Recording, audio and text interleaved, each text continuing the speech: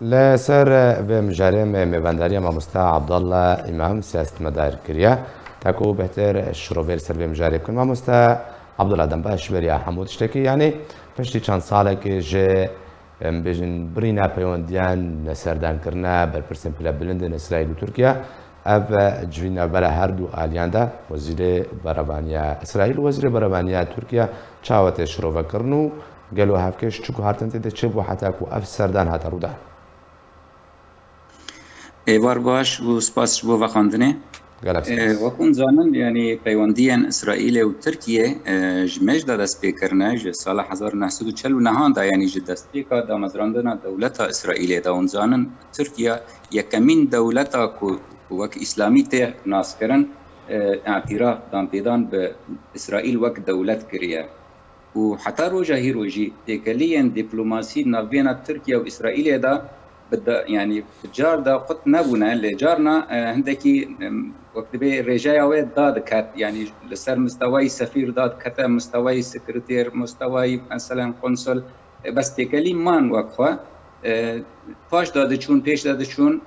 بري دو حيوان جنوه دا وگريان يعني تمام کرن چكي ماني دوا بيونديان دا هبون تمام کرن و بيوندي نبين هر دو لایان دا برنگه کی طبیعی سرشتی وگریا وکبره اف ته پشتی هندک يعني بویرین گرنگ دبره دا دبره روشهلاتا ناوین دا اون زانن گلک پیش هاتن چه بوند نتنه د ملف سوری دا ملف دبره دا همی يعني بنسبتی روشا ایران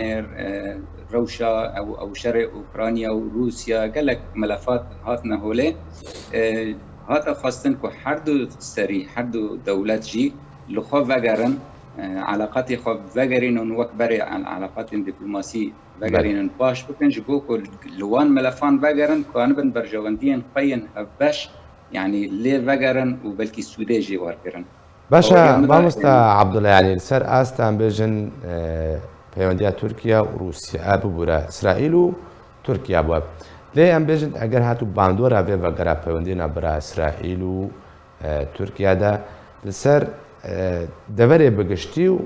سوریه بتایبتی و چبه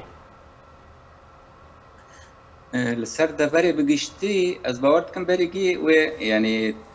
وك قزنجا و سرانسر لسر برجواندين هر دو دولتان هبنا بالنسبة تركيا او شر روسيا الى ديجي اوكرانيا هيشت كو استنگيك مثلا غاز دا چه به بهتر يعني اوروبا و دولتين غربي كاتن استنگيك به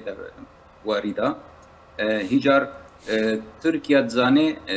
اسرائيل تايبتي تشتي او اتفاقيه ما بين اسرائيل ولبنان دا كو سينور خين دریایی شنو دا ایشاندن و لهب فکرن يعني ويست وقت به انتاج اسرائیل جغازه جبر زیادتر ببیا و اسرائیل چی دوی بواریدا بهتر اعتماد لسر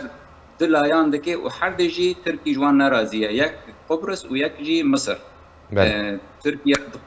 تکلین اسرائیل بقبرص را تکلین استراتژینا و تایبتی دواره ابوریدا دواره غازه دا و ادیان به مصر راجی اون زانن سالا چونی روجايا كابو كو غازا اسرائيل دريا مصر را هر اردن ورد سوريا را بجي لبنان يعني اف بروجي جي هابو هولدان جبي رنگي تركيا جي عاجز اجبر كو تركيا ان هاد خوازه غازا اسرائيل بين جم خو حاجتها خواجي ورغري و ايجي زياده دمنيج دريا خرا بشينج اوروبا را جبر كو بري ريب يعني او بورين بترول الجم تركي بري حاضرن تركيا وقالك خزنجك ابوري جو مساله بكيه تركيا دواري ابوري داد خوازه پیوندی خواب اسرائیل را بگرینه جبوک ورن لسر حسابی پیوندین اسرائیلی بقبرص را و اسرائیلی بمصر را و زیادتری و هجار ترکیا استفاده بکه و او غاز اسرائیلی دریا ترکیا را هر اوروبا اوا يعني دواري ابوري ده هر وها دوار ندن داجي قالك قزنجي تركيا تيضحنا بالنسبه تركيا انها تركيا اون زانن هول ده کو دکلیان خو به رژیم سوریه را وکبر وگرینه ایجار دوردا رولا اسرائیلی گلکی ویستاج برکو اسرائیلی اون زانن لاعبکی يعني اساسيه معادله سوري دا روشا سوري دا واسرائيل جي داويه يعني امريكا را هماهنگی های بنسبتی دوسیای سوری و امریکا و ترکیه جی دبی مرحله آن هذا نلهبن دبی مسئله دا ترکیه دخوازه دبی بوارید هندکی بکیمانی يعني هالوستر اسرائيلي تحييد بكيج في ملفيج بو بروجين تركيد هندري سوريا دا يعني برحتي بجيب بن باشا ما مستا عبد الله الفيدر يعني او برستي هولي اسرائيل وتركيا بيانديا اسايدنو كتداخل كرن لي تركيا يك جي ولاتن جرانتورا دروشا سوريا دا او ايران جي همان يك جولاتن جرانتورا روسيا وإيران بيوانديا وخويايا يعني بس ما جنگي رابك هنن ليه اف بقر ويتشب باندور اللي بيوانديا تركيا وإيران بكي دبيش وچون سوريا ده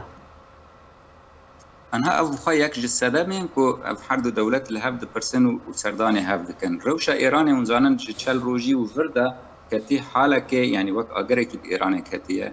و يعني عندك اطراف قلت لي يعني توقعاتي وان بيجن بلكي ايران باش بابتشي يعني هاجر او رجيم ايراني ندو خيجي لوي رولا وي قال لك قالت ببيا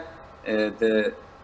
دوسياين دفردا يعني دوسيا يعني رولا ايران هندري سوريا دا د يمن دا د دري دندا د العراق دا ونزانين جنهال اليمن مثلا اقول تمك حوثيان اريشي خالد ديجي سعوديه راوستان دنا بالنسبة للبنان إيران تنازل كما ذكر وقبول كر حزب الله أكو وحكمتها اللبناني بتسوية ديا لسر اتفاقية ما بين إسرائيل ولبنان إمضاء بكن وقبول بكن كو سينورين دریایی ناوین هر دولتان دا ورن کشاندن اف بخوا وک اعترافك بإسرائيل تدوار ياسایی دا تی حسباندن اعترافك بإسرائيل رجبر کو کسی تبی اعتراف نکی چناوه تبیرا اتفاقيان امضاء بكي فاسرائيل دبي مساله دا قال لك كارلي دركت وايران وحزب الله وانجي خسر لي دركت وايروجي سروكي حزب الله دغوت ايما او وقت بي حاضر كرنين مين